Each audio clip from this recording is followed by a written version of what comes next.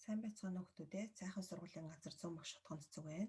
За өнөөдөр бид хичээлээрээ 9-р ангийн газар зүйн 9-3 яс суралцсан зорилтын хүрээнд Монгол Улсын хүн амын шилжилт хөдөлгөөн гэсэн сэдвийг үдэн судлах болно. За манай улсын хүн амын шилжилт хөдөлгөөний чиглэл нь хаашаа байна вэ? 6 ажиглаараа хүмүүдээ. За зургийг ажиглахад хөдөөнөөс хот руу чиглэсэн төвлөрөл Монгол дахь шилжилт хөдөлгөөнийг тодорхойлж байна. За тэгэхээр хөдөөнөөс хот руу шилжилт хөдөлгөөн ихснээр хотод одоо төвлөрөсөд нэмэгдэн Улаанбаатар хотод төвлөрөсөд нэмэгдэж хотчлт эрчимдээ явагдаж байхад нөгөө талдаа хөдөө орон нутгийн хүн ам цөөрж байна. За тэгэхээр Монгол Улсын их сургуулийн судлаачдын багийн судалснаар 1989 онд манай улсын хүн амын 4/1 нь буюу 26.8% нийслэл Улаанбаатар хотод суурьшиж байсан бол 2017 оны байдлаар нийт хүн амын 47% суурьшиж байсан бол за одоо 2019 оны байдлаар 1,539,810 болж өссөн байх нэ. За тэгэхээр Улаанбаатар хотын хүн амын шилдэг хөдөлгөөнийг сүүлийн 5 жилээр харьцуулан авч үзэх юм бол за энд диаграм дээр за цэнхэр өнгөөр шилжин явагчдын тоо, хар өнгөөр шилжин ирсэн иргэдийн тоог харуулж өгсөн. За эндээс дүгнэлтийн үзэх юм бол ихэнх онуудад шилжин явагчдаас шилжин иргэсд нь илүү байгаа нь харагдаж байна. За мөн хүн амын шилжилт хөдөлгөөнийг улсын дунджаар авч үзэх юм бол энэ 2020 оны 4 сарын 22-ны тоо баримт байгаа. За эндээс харахад шилжин иргэсд нь 147 хүнээр илүү байгаа харагдаж байна. За мөн Дархан Улаан аймгийн Өврийн аймгийн хүн амын шилжилт хөдөлгөөнийг авч үзсэн байгаа. Мөн сүүлийн 5 жилээр авч үзэхэд шилжин ирсэн иргэдийн тоо нь шилжин явсан иргэдийн тооноос давсан байна гэдг нь харагдаж байна. За тэгэхээр шилжилт хөдөлгөөн гэж юу хэлж байна вэ хүмүүдээ?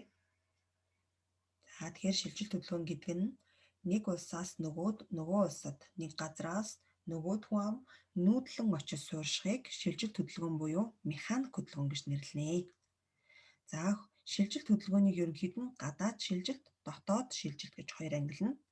За гадаад шилжилт гэхээр мэдээж улс хооронд явагддаг байхад дотоод шилжилт нь тухайн улс дотроо засаг захиргааны нэгжүүдэд хийгддэг хөдөлгөөн байх нэ.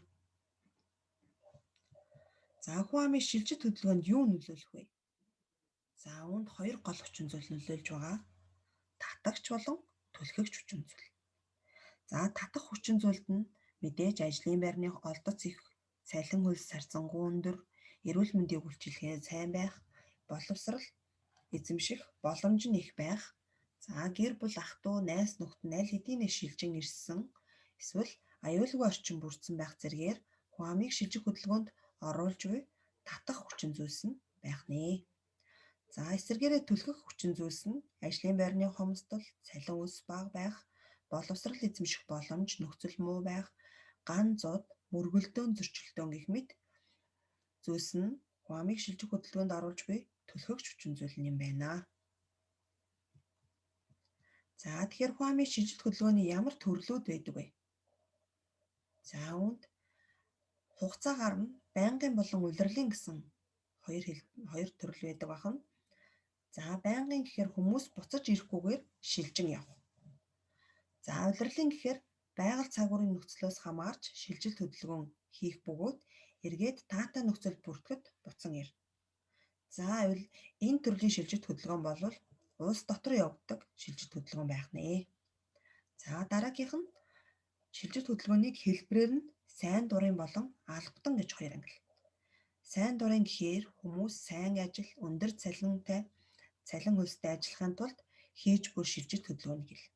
Өөрөөр хэлбэл үүнийг эдийн засгийн шилжилт хөдөлгөөн гэж хэлдэг байна. За албадан шилжилт хөдөлгөөн гэхээр хүмүүс шилжихээс аргагүй байдалд хүрэх бөгөөд хэрв шилжихгүй бол зовлон, ган гачигдал, амь насаа алдах зэрэг аюулд ортох нэ. Жишээлбэл дөрвөх хөдөлгөөн өвмөн самун зэрэг орох нэ.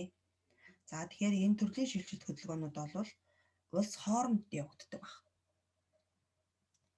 За манай орны хувьд одоо хизэнээс хүн амын шилжилт хөдөлгөөн эрчимдсэн бэ? Үүнд юу нөлөөлсөн байж болох вэ гэхээр хөгжиж буй орнуудын хувьд бол хүн ам нь ажлын байр олох, хөлсний хөдөлмөр эрхлэхээр хөгжингүй орнууд руу зоридог. За яг үүний нэгэн жишгийн адилаар манай улсын хүн амын гадаад дотоод шилжилт нь 1990 оноос эрчимдсэн байх. За 1992 онд баталсан Монгол Улсын шинэ үндсэн хуулинд Монгол Улсын иргэн нь улсынхаа нутаг дэвсгэрт чөлөөтэй зорчих, түр ба байнга оршин суух газраас сонгох эрхтэй гэж зааж өгснөөр гадаад дотоод шилжилт хөдөлгөөн эрс нэмэгдсэн байх нэ. За сүүлийн жилүүдэд улс дотроо нийслэлээс гадна ямар аймагуд руу шилжилт хөдөлгөөн ихсэж байна вэ гэхээр оюу толгой, таван толгой зэрэг томоохон стратегийн орд газрууд төвлөрж байгаа Өмнө говь, Дорн говь зэрэг аймагуд руу үйлдвэр үйлчилгээний газруудыг байрж байгуулах болсонтойгоор уялдаж хүн ам шилжих хөдөлгөөн нь тэр чиглэл рүү илүү эрчимдсэн байх нэ. За манай улсын иргэдийн гадаад шилжилт хаашаа голчлон чиглэж байна вэ гэхээр за Казахстан улс.